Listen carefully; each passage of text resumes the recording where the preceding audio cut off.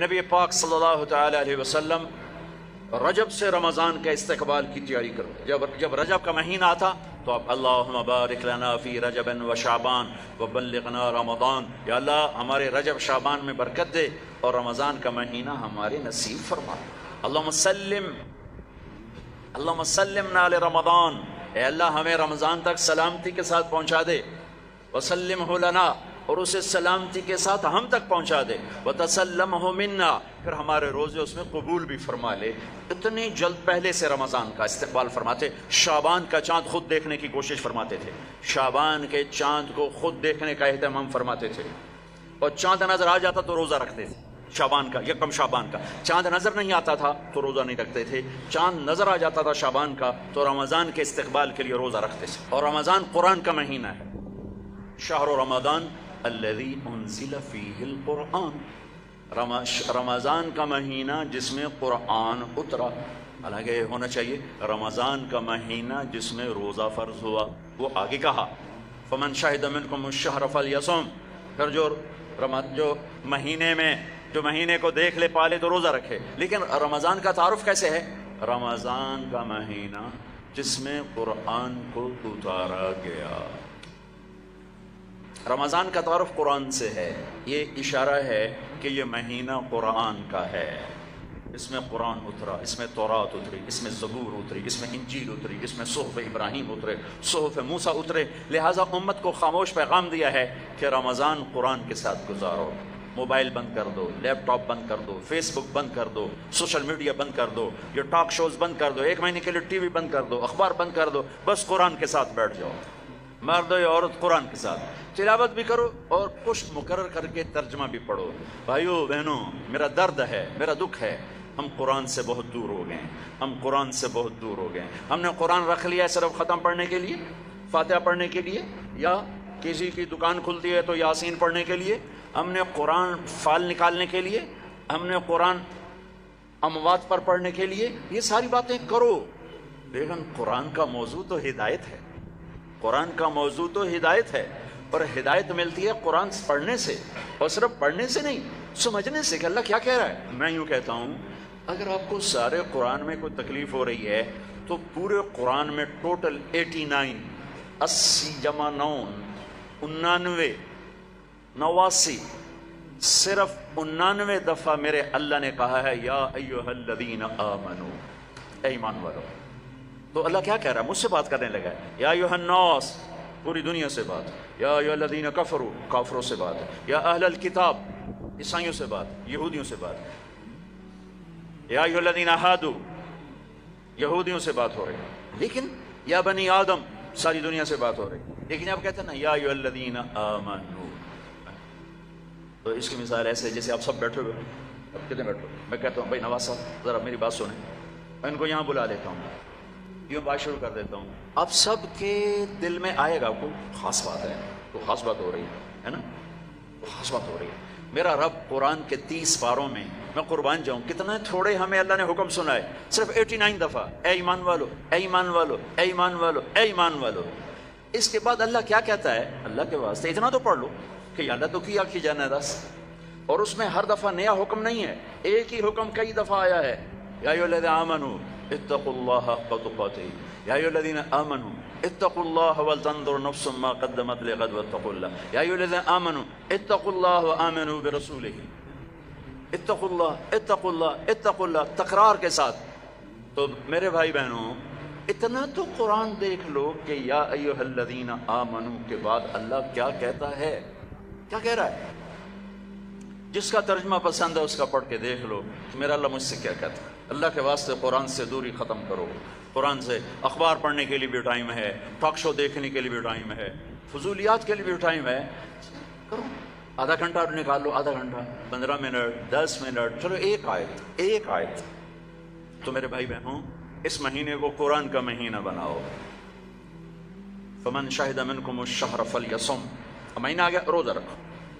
فمن کان مریضا علی سفر فعدۃ من ایام اخر، مریض ہو سفر میں ہو بعد میں رکھ لو. ایک لفظ اور ہے وَلِتُكْمِلُوا الْعِدَّةَ، اس مہینے کو مکمل کرو، پورا کرو. لیکن لفظ ہے کمال. کمال کا کیا مطلب ہوتا ہے؟ صفات میں پورا کرنا. تمام کا کیا مطلب ہوتا ہے؟ اجزاء میں پورا کرنا. روزے کو کمال تک پہنچانے کے لیے 4 چیزوں کو چھوڑنا ہوگا.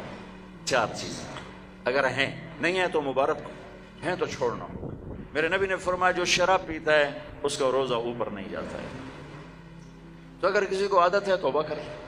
پھر شرابی تو تھوڑے ہیں، جو ماں باپ کا نافرمان ہے اس کا روزہ اوپر نہیں جاتا ہے، یہ بہت زیادہ ہیں. ماں باپ کی نافرمانی تو جنگل کی گھاس کی طرف پھیلی ہوئی ہے. شاید ہی کوئی خوش قسمت ماں باپ ہوں گے جن کی اولاد ان کی آنکھوں کی ٹھنڈک ہوگی، ورنہ آج کل اولاد سینے کا کانٹا بنے ہوئے ہیں اور کانٹے کی طرح چبھے ہوئے خنجر کی طرح کاٹ رہے ہیں.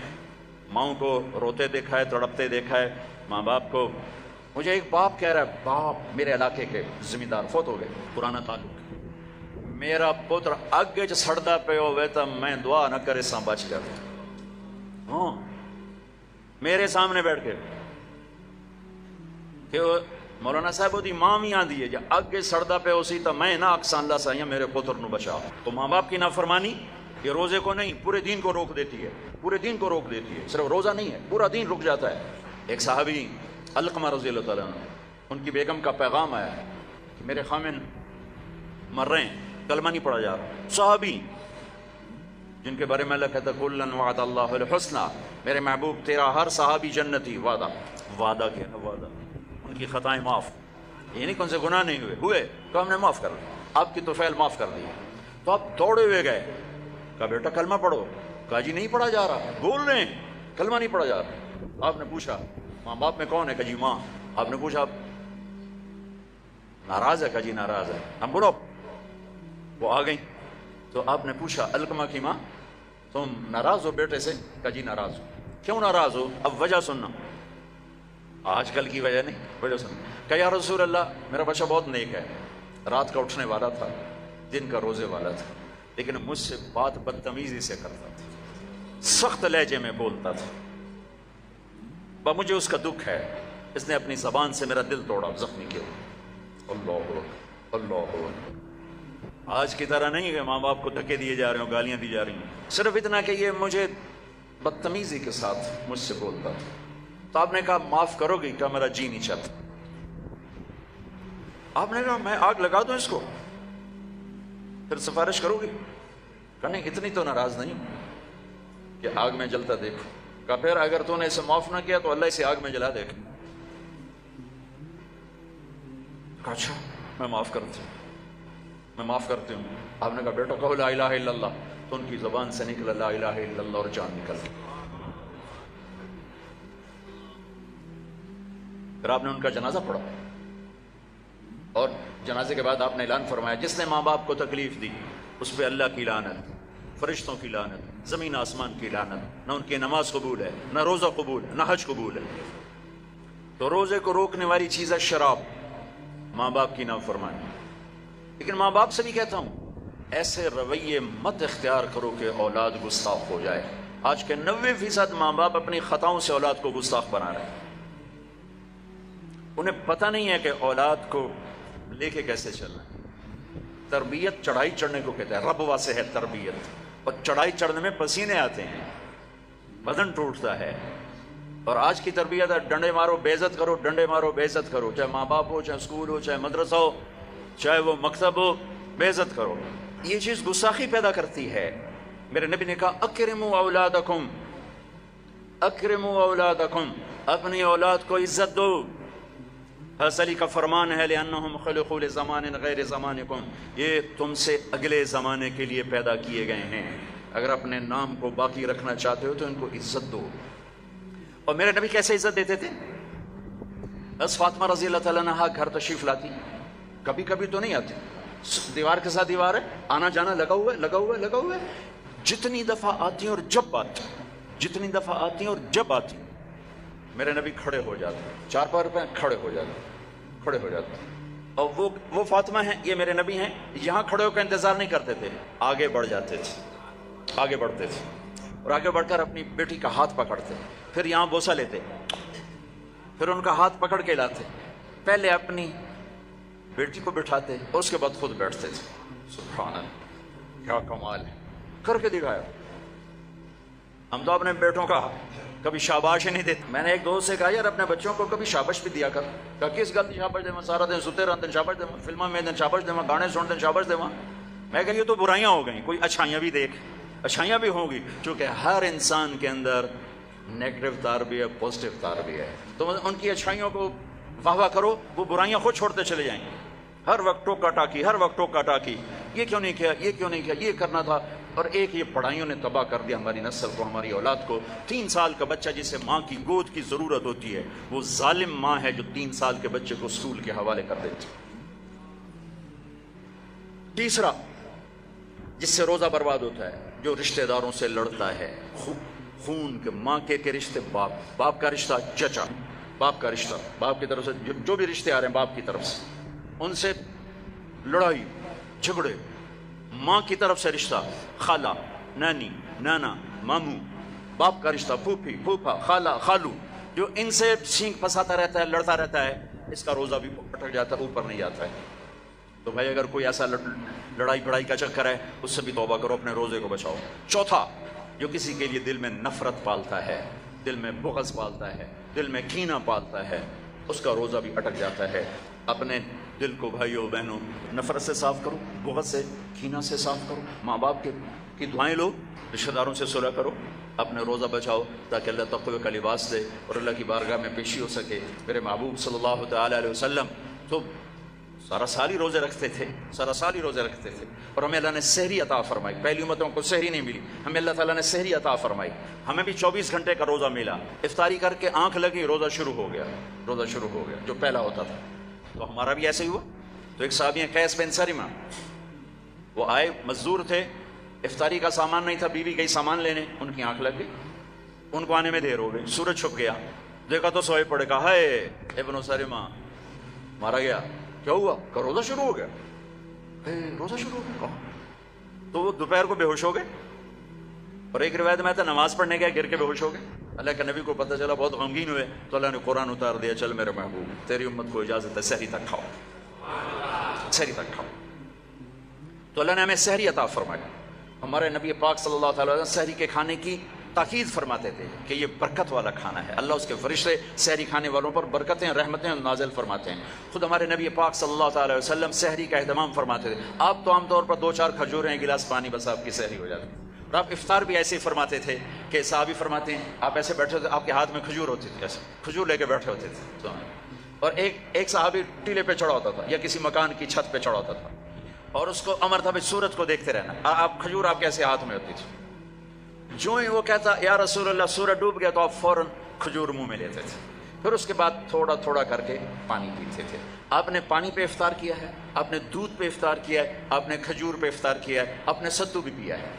اور سحری میں آپ نے روٹی بھی کھائی ہے, کھجور بھی کھائی ہے, دودھ بھی پیا ہے, زیتون کے ساتھ بھی لیا ہے, زیتون اور روٹی کے ساتھ آپ نے افطاری بھی فرمائی. افطاری کی دعوت میں بھی شرکت فرمائی ہے. سعد بن معاذ نے افطاری کی دعوت کی, صحابہ کی, آپ تشریف لے گئے. افطاری کرانا میرے نبی کی سنت, طریقہ چلا رہا ہے. سعد بن عبادہ نے افطاری کی تو آپ اس میں تشریف لے گئے, تو وہاں زیتون, جو کی تازہ روٹی اور زیتون کے ساتھ آپ نے کھانا نوش فرمایا.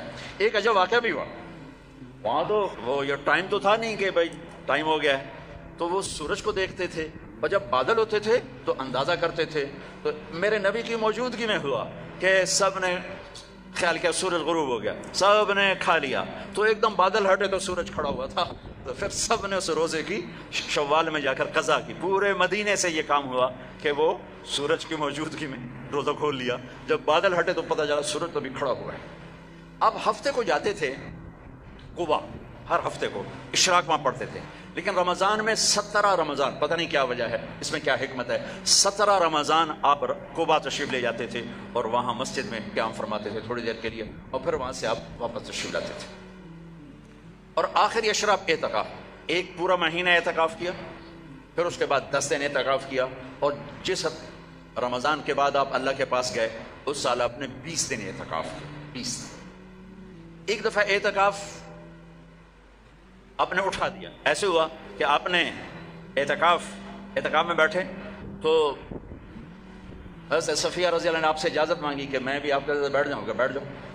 انہوں نے بھی, آپ کے لیے خیمہ لگتا تھا, چھوٹا سا خیمہ تھا, اس میں چارپائی ہوتی تھی, اس پر بستر ہوتا تھا, اور کبھی آپ مغرب عشاء کے درمیان نہاتے بھی تھے، چونکہ گرمیوں کا رمضان پایا نا سارا آپ نے، گرمیوں کا رمضان پایا، تو آپ اپنے اوپر پانی ڈلواتے تھے، اور کبھی یوں لیٹ جاتے اور سر آپ کا کھڑکی میں چلا جاتا، اور عائشہ رضی اللہ تعالیٰ عنہا آپ کا سر دھو کے کنگھی فرماتی، تیل لگاتی کنگھی فرماتی۔ آپ پیشاب استنجے کے لیے گھر تشریف جاتے، لیکن سحری و افطاری اعتکاف کی حالت میں آپ نے گھر نہیں کی، بلکہ مسجد میں آ کے نوش فرماتے تھے۔ تو حضرت صفیہ کی دیکھا دیکھی دو اور ازواج مطہرات نے بھی خیمے لگا لیے، تو پھر آپ نے اپنا اعتکاف موقوف کر دیا کہ وہ ایک گھر کا ماحول بن گیا، اور اعتکاف کا مقصد ہوتا ہے خلوت اور تنہائی، خلوت اور تنہائی، تاکہ اللہ سے آدمی کھل کے بات کر سکے۔ تو پھر آپ نے وہ اعتکاف شوال میں 10 دن اس کے آپ نے پورے فرمائے۔ تو آخری عشرے میں آپ اعتکاف کا آپ کا معمول تھا۔ اور ایک چیز آپ نے ہمیں دی، تراویح کی نماز، 3 دن آپ نے نماز پڑھائی، اور چوتھے دن مسجد بھر گئی، باہر بھی جگہ نہ ملی، تو آپ آئے ہی نہیں، شہری تک لوگ بیٹھے رہے۔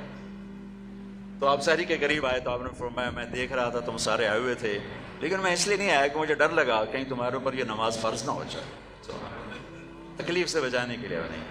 تو پھر اللہ کے نبی کے دور میں صحابہ 5-5 6-6 کی ٹولیاں بنا کر قرآن سنتے تھے، اور کوئی یہاں کوئی یہاں کوئی یہاں، اور رکعت متعین نہیں تھی، کوئی 10 پڑھ رہا ہے، کوئی 8 پڑھ رہا ہے، کوئی 12 پڑھ رہا ہے، کوئی 20 پڑھ رہا ہے۔ صدیقی دور میں بھی ایسے ہی تھا کہ سارے مختلف ایسے پڑھتے تھے۔ تو عمر رضی اللہ تعالیٰ عنہ نے اپنے دور میں پھر کہا ان سب کو میں جمع کروں گا، سب کو جمع کر کے، اور ابی بن کعب رضی اللہ تعالیٰ عنہ کو امام بنایا، اور آپ نے 20 تراویح باقاعدہ قرآن کے پورے ختم کے ساتھ اس کو آپ نے شروع فرمایا۔ اور ادھر عبداللہ بن صائب رضی اللہ تعالیٰ عنہ کو خواتین کا امام مقرر فرمایا کہ وہ ان کو تراویح پڑھائیں اور اس میں قرآن سنائیں۔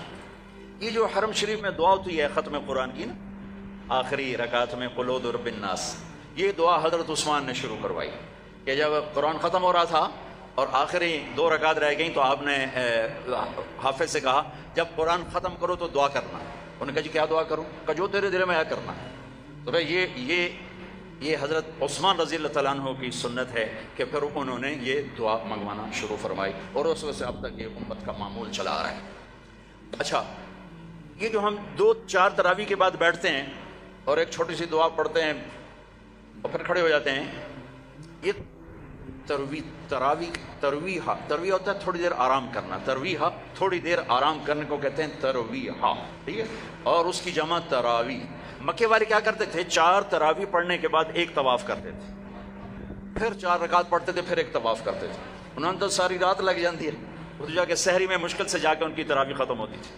جب مدینے والوں نے دیکھا یہ تو طواف کرتے ہیں تراویح پڑھتے ہیں، ساڑھے گول تک بیت اللہ ہے نہیں، آپا کی کریے، انہوں نے 20 کی 40 کر دی، وہ کبھی 40 رکعت پڑھتے تھے۔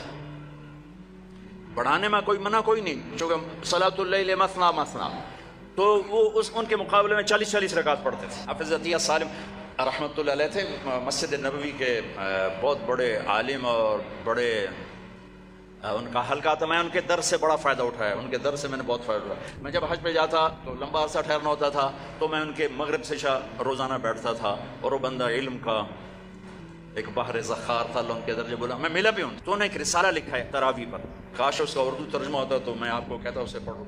تو اللہ نے ہمیں ایک تراویح کی نماز عطا فرمائی، جس کے ہر سجدے پر حدیث میں آتا ہے 1500 نیکی لکھی جاتی۔ ایک سجدہ کتنے؟ اور ہر سجدے پر 1 گھر بنتا ہے، کس چیز کا؟ سرخ یاقوت۔ کتنا بڑا ہوتا ہے؟ 60,000 سونے چاندی کے دروازے ہوتے ہیں۔ ہر سجدے پر کیا ملتا ہے؟ 1 درخت جس کے نیچے 100 سال عربی گھوڑا دوڑ سکتا ہے۔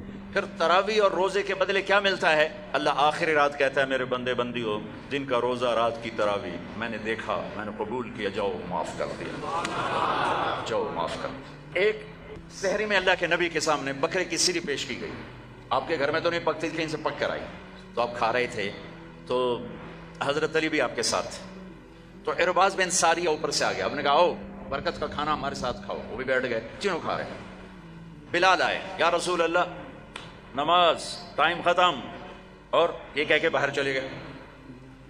اذان دینے سے پہلے پھر دیکھنے آئے کہ چھوڑ دیا کھانا تو اذان دو، آئے تو آپ ابھی کھا رہے تھے، انہوں نے کہا یا رسول اللہ واللہ لقد اصبحت، اللہ کی قسم ٹائم ختم ہو گیا، یعنی صبح ہو گئی۔ تب نے یوں کہا تیرا بھلا ہو جائے، ارے بلال صبح نہیں ہوئی تھی، تیری قسم کی وجہ سے اللہ نے اسے پہلے نکال دیا کہ تیری قسم جھوٹی نہ پڑ جائے، تیری قسم پر اللہ نے اسے پہلے نکال دیا۔ اور اس پر حضرت علی نے بعد میں فرمایا اگر بلال قسم نہ اٹھاتے تو جب تک میرے نبی کھاتے رہتے صبح نہیں ہونی تھی۔ عبید رضی اللہ تعالیٰ عنہ دیگ بنا رہے تھے، دیگ، تو میرے نبی کو دستی کا گوشت بڑا پسند تھا، تو آپ نے کہا عبید ناولنی الذراع، مجھے دستی تو پکڑانا، تو انہوں نے ایسے نکال کے دے دی، تو آپ نے اس کو یوں پکڑا ہڈی کے دونوں کناروں سے ایسے، اور دانتوں سے کاٹ کاٹ کے کھایا اور پھینک دیا۔ عبید ناولنی الذراع، دستی پکڑانا، انہوں نے پھر نکال کے دے دی، آپ نے پھر یوں پکڑا اور تو بکرے کی دوئی ہوتی، آپ نے کہا ناولنی الذراع، عبید مجھے دستی پکڑانا، وہ کچے نکلے، یا رسول اللہ بکری کی تو دوئی ہوتی۔ آپ نے کہا ارے عبید اگر تو ہاتھ ڈال دیتا تو جب تک میں کہتا رہتا مجھے اللہ دستیاں نکال کے کھلاتا رہتا۔ تو بھائیو، اللہ نے ہمیں بہت خوبصورت مہینہ دیا ہے، اب اس کی رحمتوں کا مہینہ ہے، جہنم کے دروازے بند ہیں، جنت کے دروازے کھلے ہوئے ہیں، اور اللہ کی معافی کے اعلان ہو رہے ہیں۔ آپس کی لڑائیاں معاف کرو، جھگڑے معاف کرو، جس سے بھی ہو، بیوی سے لڑائی ہے، بیوی کی خامد سے لڑائی ہے، ماں باپ کی بچوں سے، بچوں کی ماں باپ سے، بھائی بھائی سے، پارٹنر سے، دوست سے، اللہ کے واسطے دفن کر دو، دفن کر دو، اپنے ملک کو پاک کر دو لڑائیوں سے، فرقہ واریت سے۔ اس رمضان میں فرقہ واریت کو دفن کر دو۔ یہ آگ جو بھڑکی ہے، مجھے پتا ہے میں کہاں بجھا سکتا ہوں، لیکن میں وہ ابراہیم علیہ السلام کی آگ پہ کبوتر نے 2 چونچ پانی ڈالا تھا، بس میں وہ کبوتر بننے کی کوشش کر رہا ہوں کہ بجھے نہ بجھے میں اللہ کو کہہ تو سکوں گا یا اللہ میں نے تو پانی ڈالنے کی کوشش کی تھی، لیکن بھڑکانے والے زیادہ ہیں، بجھانے والے تھوڑے ہیں۔ لیکن تم تو نہ بھڑکو، ایسی باتیں مت سنو جو تمہیں فرقوں میں بانٹ دیں، جو تمہیں کسی دوسرے مسلمان فرقے کے بارے میں نفرت سے بھر دیں، کفر سے بھر دیں۔ ارے بھائیو، کسی کو کافر کہنا آسان کام نہیں ہوتا ہے، آسان کام نہیں ہوتا ہے۔ اللہ کے واسطے وقت کی رفتار دیکھو، افق کا رنگ دیکھو، آسمان کے تیور دیکھو، زمین کی گردش دیکھو، اتنے زمین بھی تیور بدل رہی ہے، فلک بھی آنکھیں دکھا رہا ہے، اس کے باوجود اس قدر نفرت دین کے نام پر، کفر کافر، کفر کافر۔ کون جائے گا جنت؟ کس کے لیے جنت ہے؟ بھائیو، دروازے اپنے مسلک پہ قابو رہو، دوسرے کو عزت دو، دوسرے کے لیے بھی جنت کا دروازہ کھلا رکھو، صرف اپنے واسطے نہ کرو اسام اندر جا کے تو ود کنڈا لا لینا کہ وڑن ہی نہیں دے، ایسی حماقت نہ کرو۔ میرے نبی کی امت بہت بڑی امت ہے، اور میرا رب بڑا کریم رب ہے۔ اس رمضان کے مہینے کو محبت کا رمضان بناؤ، درگزر کا رمضان بناؤ، راتوں کو تراویح پڑھو، دن میں روزہ رکھو، انشاءاللہ سارے گناہ معاف ہوں گے۔ اور مہینے کے آخر میں ہے مالدار آدمی کے اوپر کہ وہ روزے کی زکوٰۃ ادا کرے، روزے کی زکوٰۃ ادا کرے، جو کشمش کے حساب سے 2000 کے قریب بنتی ہے، کھجور کے حساب سے کوئی 800-900، میں سے اندازاً کہہ رہا ہوں، اور گندم کے حساب سے تو اخبار میں پڑھا تھا 100 روپے بنتی ہے۔ لیکن جو لوگ مالدار ہیں، گندم کے حساب سے نہ دو، کشمش کے حساب سے دو، تو انشاءاللہ اس کا آپ کو بہت بہت اجر عظیم عطا فرمائے۔